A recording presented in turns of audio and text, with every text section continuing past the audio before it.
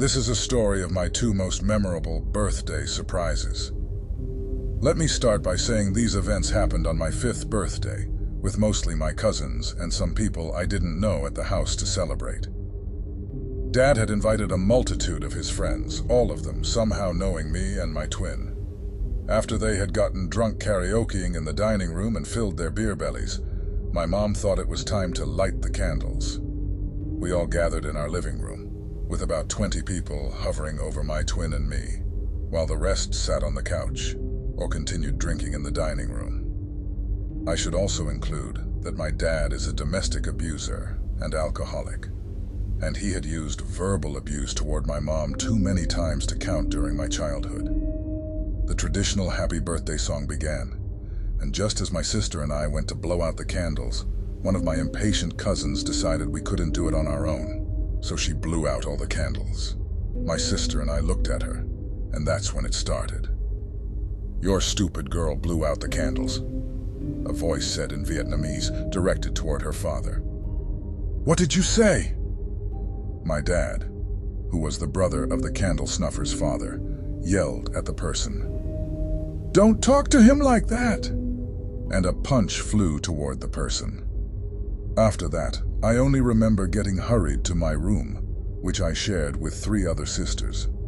All my cousins were crammed through the window my mom opened, and then she rushed back to where the fight was to try to get to the phone, to call the police, which was inconveniently located in the living room with them.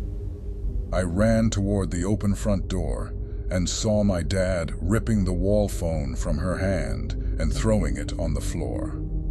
Only 2 of the men there, out of roughly 30 he invited, helped my mom just as my dad was about to hit her. The fight moved outside as all the children got into the spare cars, and the mothers drove to my cousin's house, which was only 15 minutes away. We got into the house, locked the doors, checked if everyone was all right, and separated my 6 sisters and me to try to sleep off the event for the time being.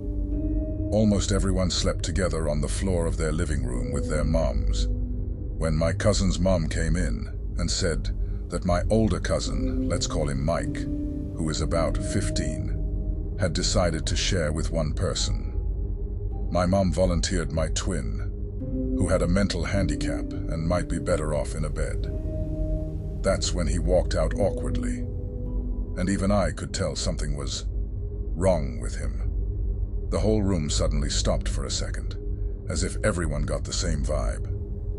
One of my older sisters, let's say Tessa, stood up and said she would volunteer.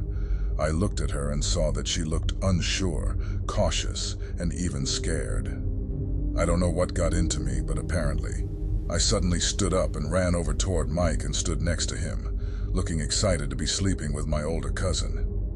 I must have been an expert liar as a kid because I still get the shivers around him to this day.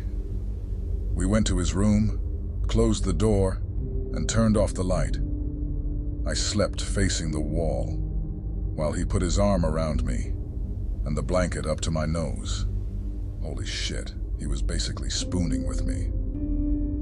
Being the innocent kid I was, I just thought that this was normal. Then I felt a hand.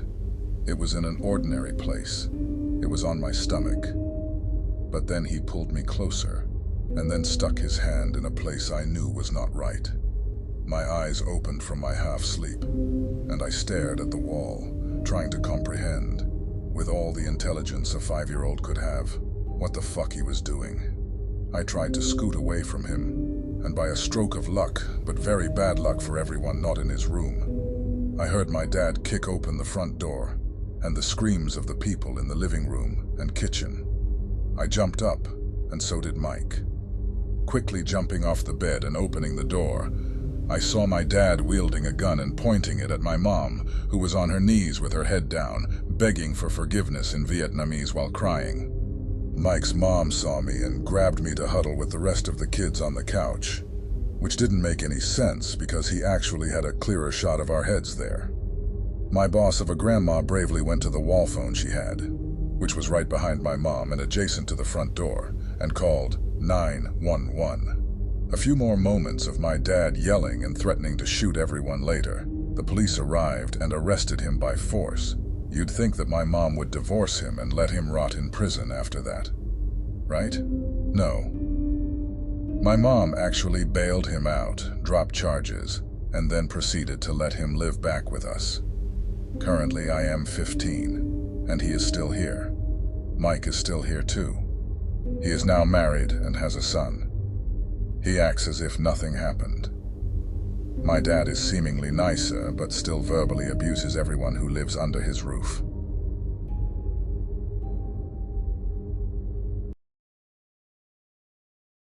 So this is a story about the strangest birthday I've ever had. For context, I am from Germany, and the legal age to drink here is 16 for beer and wine, and 18 for liquors, and so on. So on the day I turned 18, my best friend and I decided to go out to our nearest city to grab some drinks at a local bar. This bar is quite popular, but since it was a Tuesday night during the school summer break, there weren't many people around. We just enjoyed spending time together while sipping on some margaritas. All of a sudden, the waitress, whom I actually kind of know because she previously graduated from the school I went to, comes up to us saying, "Two men want to buy us a drink," pointing at a table at the other end of the outdoor section. At this time, it was around 10 p.m., and even though it was midsummer, it started to get dark, so we didn't really see what the guys looked like at first. We just thought, yeah, why not? And went over to thank them. At this time, I recognized that they were a younger-looking guy, in his early to mid-20s at most, and a middle-aged man who was obviously already intoxicated. The younger guy, let's call him Tom, asked us to take a seat, and since he seemed like a nice guy who wanted to chat, we agreed. As we were talking and getting to know each other a bit, I noticed the older guy intensely staring at me, like he didn't even blink. I looked at him as I noticed him, and it was then that he said, "How old are you? You are so beautiful. Do you even know how beautiful you are?" I told him I had just turned 18, laughed it off, although I was clearly uncomfortable, and thanked him for the compliment, as I knew he was clearly drunk, and tried to change the topic. As we were talking about life in general, Tom told us that the older guy was actually his neighbor, who was currently going through a divorce, and he wanted to distract him with a night out. We thought it was sweet of him to help this guy going through a hard time. Then he mentioned that his neighbor is an architect, encouraging him to maybe talk about his interesting profession rather than creeping on a freshly 18-year-old, because at this point, he was constantly interrupting our conversation to tell me kind of inappropriate things, like how sexy and special he thought I was. Then the conversation turned dark real quick. The guy started to talk about how he didn't seem to have any sense in life anymore, and that he wanted to kill himself. I also struggled with a lot of depression since I was a child, so I wasn't super freaked out. I was more like feeling sad for the guy and tried to calm him a little bit, while texting my best friend who was just seated next to me on how we can maybe get out of that situation. But then he said, "I can't. I just want to end it. I have a knife on me right now. I'm going to do it right now," threatening his life and kind of begging us to tell him a reason not to commit suicide right in front of us. Tom, at this point, just started to apologize and try to calm him down, but it didn't really work. I mean, I felt sad for the guy, but we had just met him maybe 2 hours ago, and you never know what an intoxicated man who claims he has nothing to lose and also carries a knife on him is capable of. My best friend and I, now scared, came up with a plan over text to fake a call from some male friend of ours we wanted to meet up with. So she quickly changed my name in her phone to a guy's name, and I called her while hiding my phone in the pocket of my vest. Let me tell you, she performed the most realistic fake phone call I've ever witnessed. It was so good that for a moment I was like, wait, is she really calling me? Or did she find a friend to call? At that point, the man was just begging us not to go, making us even more uncomfortable. But we apologized ourselves, and as we were about to leave, Tom asked me for my number. I wanted to leave quickly, so I gave him my number, which he called immediately to make sure it was legit, of course, but blocked him right after he texted me. If you ever read this, Tom, I'm sorry. You really seemed like a sweet guy, but this night was just not it, Chief. My best friend and I still kind of joke about it to this day, how quickly 0-100 it went that night, and how we were definitely not prepared for this. Nothing happened to us that night, but it was very frightening nonetheless. Stay safe, ladies and gentlemen, because even though nothing happened to us in particular, you never know what people are capable of.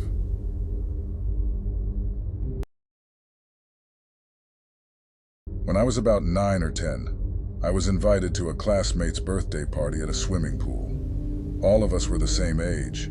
It was a small class of about 20 kids, and I'm pretty sure everyone was invited. Just to clarify, I'm a boy. Anyway, I kind of got separated from everyone, and it was just me and this girl alone. I wasn't particularly close friends with her, but I did know her as she was in my class. To describe the location we were in, it was a tunnel that connected the main wave pool to a lazy river. There wasn't really anybody else there, just me and her, when she suddenly lunged at me without warning. She grabbed my head and held it underwater. I was a pretty skinny kid, and she was bigger than me and a bit of a tomboy.